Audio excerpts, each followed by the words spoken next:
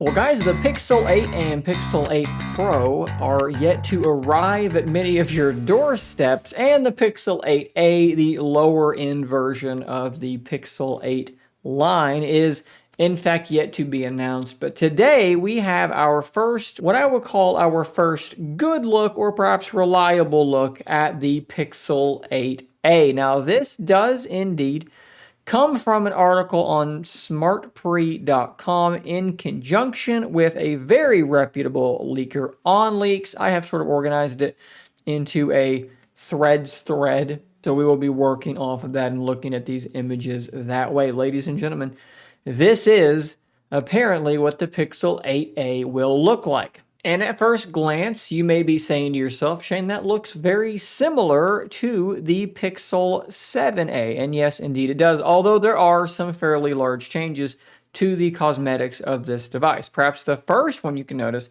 is how curved this device is. They have really rounded this thing off and given it a very round look. It kind of almost gives me kind of throwback vibes to something like the Palm Pre back in the era when phones were round and comfortable in the hand. I suspect this will be a very comfortable device to hold in your hand. It looks like the edges themselves are nicely rounded, as well as the corners of the device. The visor does look pretty much the same. We're sticking with two cameras, likely a primary and another ultra-wide hole punch selfie camera in the middle of the screen as well. One interesting thing is that you can see these two different colors. This sort of pink or coral color, the visor is matching the color of the device, whereas in this lighter blue, maybe this is bay, maybe this is a different version of blue, the visor is silver. Very interesting little touch there that the silver is staying put with that blue color. Personally, I might like to see an all blue device instead of silver on blue, but I guess at the end of the day, as long as I get one that is kind of that blue color, I'm going to be pretty happy with it.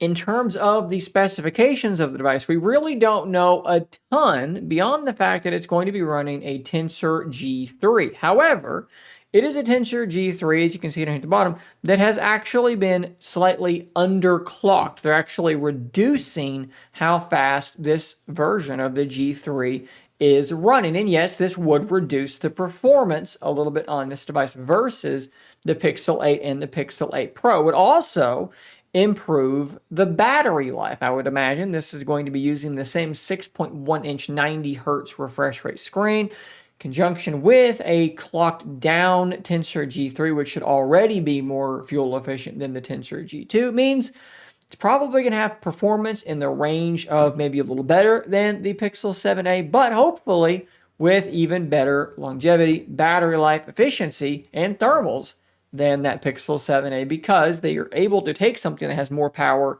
and then just use less of it, maintain similar power, but extend battery, fewer, temperature problems, so forth and so on. Unfortunately, we don't really know much else about this device. It's going to be ever so slightly smaller than the 7a apparently, but we don't know much about the sensors and the camera array. We did just get that 64 megapixel camera in the 7a.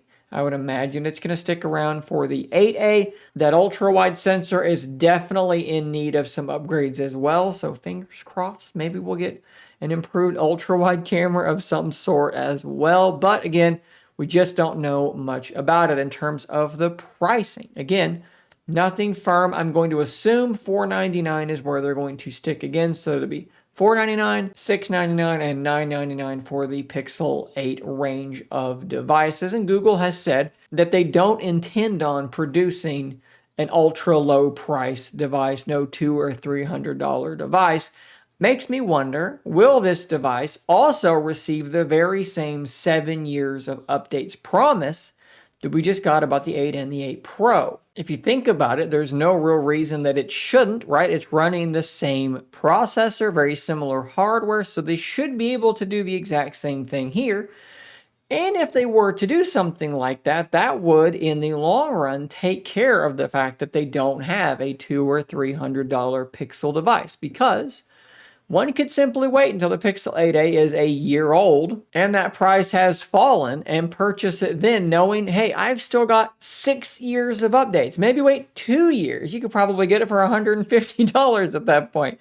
I've got 5 years of updates left on the clock for this device. This is basically what Apple does with their devices. They don't make a super cheap iPhone. They just say, buy an older iPhone. Wait till it's on sale, buy an older one, and you're still going to get an iPhone, and we're going to update it for years and years anyway, so you're just fine. Google could do the exact same thing here if they do the same 7-year promise with the Pixel 8a. My fingers are definitely crossed that happens. At any rate, guys, that is it. That is the Pixel 8a. That's what it looks like. Let me know what you think about the appearance in the comments down below. Are you into that rounded design? What do you think about it? Again, I'd love to hear from you. Check out the link in the description to the full article. Definitely want to give them support for their reporting. Really, really good stuff. So again, do go click that link before you leave, guys. I'll see you on the next one. And until next time, stay nerdy, my friends.